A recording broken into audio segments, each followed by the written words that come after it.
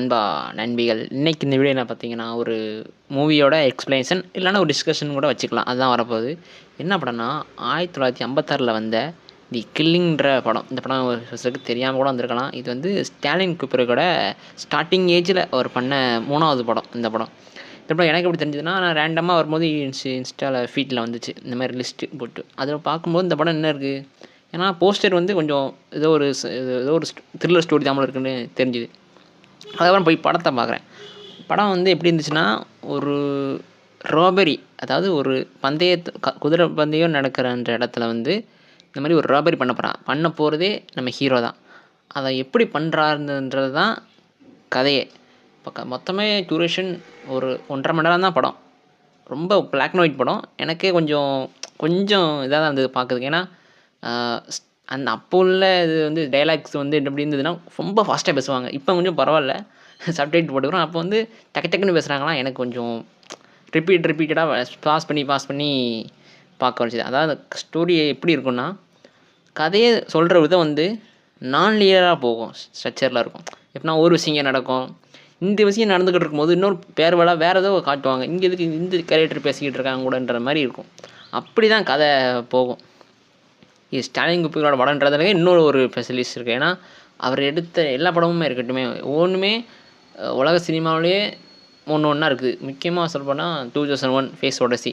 எனக்குமே அது அந்த படம் வந்து ஒன்றும் புரியலை, திருப்பி பார்க்கணுன்னு நினைக்கிறேன். அந்த படத்தை பற்றி நம்ம ஒரு எக்ஸ்ப்ளனேஷன் பண்ணலான்ட்டு தான் அந்த வீடியோ. இந்த வீடியோ உங்கள் சப்போர்ட்டை கொடுங்க. வாங்க வீடியோ பார்க்கலாம். வந்து ஒருத்தர் வந்து ஜெயிலேருந்து வெளியே வராப்பில். அவர் தான் நம்ம ஹீரோ. பேர் வந்து ஜானின்ற ஆள். வந்ததுக்கப்புறம் இங்கே ஒரு ஹார்ஸ் ரேஸ் மாதிரி ஒன்று நடக்கும். அதுக்கு வந்து பந்தயம் கட்டுவாங்க. அதெல்லாம் காசு வந்து அதிகமாக ரிச்சாக இருக்கவங்களாம் வந்து கட்டிவாங்க. இங்கே தான் நம்ம வந்து ராபரி பண்ண போகிறோம்னு பிளான் பண்ணி யாரெல்லாம் சேர்க்கலான்றதுக்காக ஒவ்வொருத்தராக அவங்க தெரிஞ்சவங்க அப்படின்றதால வந்து சேர்த்து ஒரு 5 பேர் வச்சுக்கிறாரு. இந்த 5 பேருக்குள்ளே பிளான்ஸ் போடுறாங்க. இது இந்த டைமுக்குள்ளே இந்த மாதிரி நடக்கணும், இப்படி இங்கே வரணும், இது நீங்கள் நடிக்கணும், இந்த மாதிரி நான் வருவேன் அப்படின்னு சொல்லிட்டு ஒரு பிளான் போடுறாங்கன்னு வச்சுக்கோங்க. இந்த பிளானை எக்ஸிக்யூட் பண்ணதுக்கு என்ன நடக்குன்னா, எனக்கு இது வரைக்கும் படம் ஆரம்பித்து 20 நிமிட்ஸ் கதை புரியலை.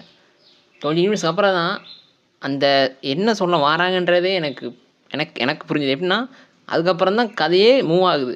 ஃபஸ்ட் 20 மினிட்ஸ் டாக்கு மட்டும்தான் இருக்கும். அப்புறம் பார்த்திங்கன்னா கதை மெல்ல மூவ் ஆகுது. அதில் தான் வந்து கதை வந்து நான் லீனியராக போகுது. சம்மந்தமே நம்ம ஹீரோனை ஒரு இடத்துக்கு போகிறான், ஒரு பெட்டியை வைக்கிறான், அப்புறம் வாரான், ஒரு சாவி கொடுக்குறான். திருந்து அவங்க டீமில் இன்னொருத்தர் ஆள், அவர் எங்கேயோ இருக்கிறாரு, ஏதோ வாங்கிட்டு வராரு, ஏதோ அவர் கபோர்டில் ஒன்று வைக்கிறாருன்ற மாதிரி ஏதோ புரியவே இல்லை எனக்கு. முதல்ல நான்லைனே தெரியாது. படம் பார்த்து முடிச்சதுக்கப்புறம் தான் எனக்கே நான்லைனே தெரிஞ்சுது. இப்படியே போயிட்டுருக்க எல்லாம் செட் ஆகுது, நினச்சதெல்லாம் நடக்குது. செகண்ட் ஹாஃப் மாதிரி, அதாவது ஒரு படம் ஆரம்பித்து ஒரு 30 நிமிஷத்துக்கு அப்புறம் தான் கதை கொஞ்சம் விறுவிறுப்பாக போகுது. ஸ்க்ரீன் ப்ளே எப்படின்னா, அப்புறம் தான் அவங்க போகிறாங்க. நம்ம ஹீரோ வந்து ஒவ்வொரு இடமா இவங்க க்ளூ கொடுத்த இடையால் ஃபுல்லாக இவங்க வந்து கண்டுபிடிச்சிக்கிட்டே வரான். கடைசியாக ஒரு இடத்துக்கு போய் அந்த கன்னை எடுத்து, அதே ஆர்சிங் நடக்கிற இடத்துலேருந்து கன்னை வச்சுருப்பான் அவனோட ஆள்.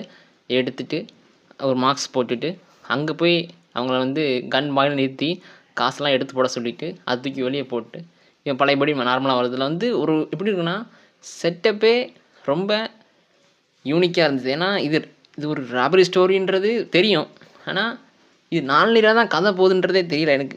இதுக்கு தான் அதை எடுத்துகிட்டு வந்தாங்களா, இதுக்கு தான் அவங்கள்ட்ட வச்சாங்களான்ற மாதிரி எனக்கு அந்த ஸ்பார்க் எனக்கு அப்பப்போ தான் தோணுச்சு. அது எப்படி எனக்கு ஸ்டாலின் வந்து அவர் ஒவ்வொரு ஜானர் எல்லாமே வேறு. இது வந்து ஸ்டார்டிங் இயர்லிங் எடுத்ததுன்றதால எப்படி இருந்துச்சுன்னா, இவர் படமாக இது அப்படின்ற மாதிரி இருந்தது. அதுக்கப்புறம் என்ன நடந்துச்சுன்னா, இது வந்து கடைசியில் வந்து காசெல்லாம் ஃபிட் ஆகி ஹீரோ வந்து தப்பிச்சிருவாங்க. ஆனால் ஹீரோட வேலை செஞ்ச 4 பேர் வந்து செத்துருவாங்க. அதாவது கண்டுபிடிச்சி சுட்டுருவாங்க அவங்களாம்.